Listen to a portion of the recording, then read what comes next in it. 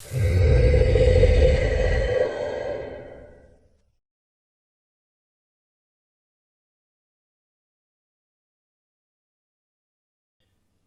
let's do this and make some cool OSL in this figure.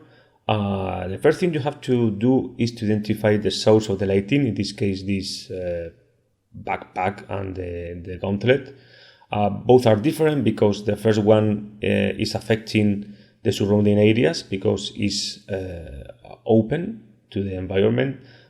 But in the case of the gauntlet, it is inside the shape and is not affecting the surrounding areas, right?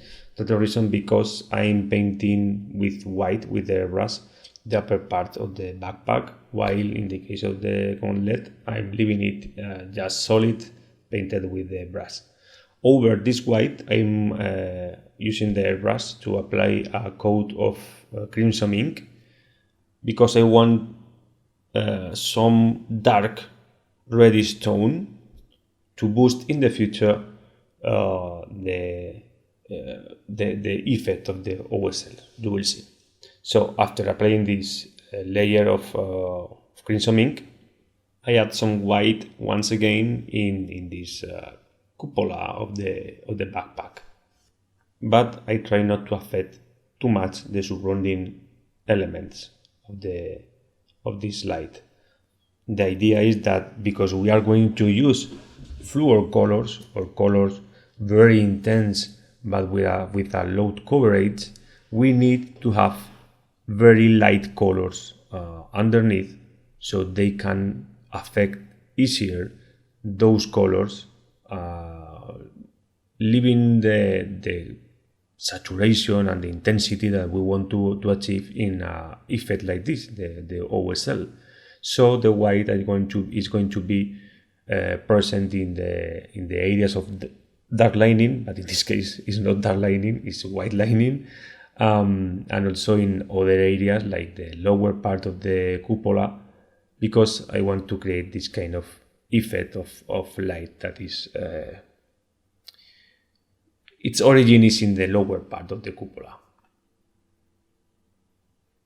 Now I'm using the fluor pink from SK75 mixed with a bit of Doomfire magenta from Game Workshop, making it a bit more reddish and very intense. I love the contrast paints to use them like inks, and you can see that applying it with the brush carefully, try not to stain anything. If you are afraid of staining the other elements, you can use the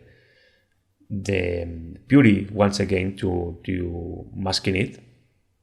But you can see that in the areas where I had white before, the pink, this kind of pink, is much more intense than in the other parts, which appears darker.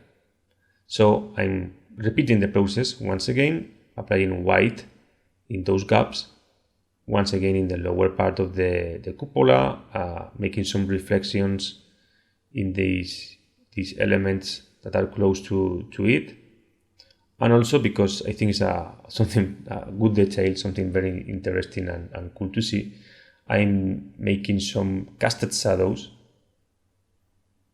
in the areas where the shadow of those metal parts that are covering the cupola won't leave the light pass through, casting some shadows in between the areas of light. Now I'm using pure fluor yellow with the airbrush, and you can see that it has a very low coverage, so we have the white to make it easier. And after several layers, you can see that the color appears very bright, very intense, very saturated, which at the end is what we are looking for. Now with the brush, mixing the fluor color with white, we can apply some layers, trying to boost even more the effect. It's quite uncomfortable work because the paint looks like a gel, something like this. It's not like a normal paint. It's very or not very, but hard to work. So it's something that I keep it only for final stages of the process, applying this color in the gaps or very tiny areas, because it's not suitable for gradients, big gradients or big layers. So at the end, it's trying to boost a bit more the effect in the final details. In the gauntlet, I'm following more or less the same idea, but in this case, I'm using the brush and I'm using a stippling method because I want to generate some texture on it, like if it is something magical or arcane, I don't know, something special, not flat, which at the end gives no information about it. But the idea is the same, applying white colors and places with the fluor or with inks. In this case, is the fluor and the Doomfire magenta, same colors.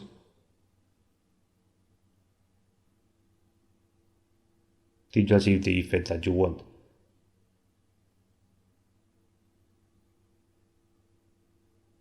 Finally, with pure white, I'm outlining the edges and the areas of the dark lining, which as you know, in this case is white lining. Also, I'm trying to expand a bit more the areas affected by this pink color in the back part of the pauldron. So in the main view, you will perceive the pink tonalities at the end of the pauldron, making it more interesting. Now mixing both contrast paints, the magenta and the blue, I'm achieving a purple, and I'm using this color to boost the shadows in the surrounding areas that divides the areas affected by the OSL and the areas not affected by them, making the effect more effective because the contrast in the shadows and the areas affected by the light has to be quite high. I recommend you to take a look at the video of OSL to understand better this kind of effects.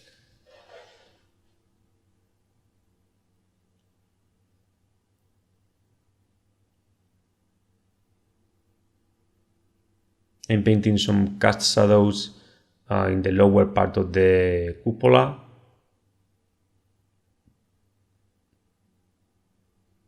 As you see, those shadows are not very dark because at the end they are affected by the light anyway, but in a different way.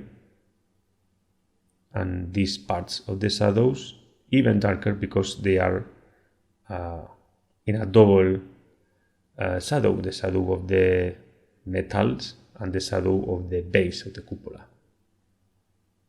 So those shadows on the limits of the areas affected by the OSL, plus the pure white highlights, final highlights in the source of the lighting, and the use of the very saturated colors like fluors, ends with a very powerful OSL effect as you see in the figure.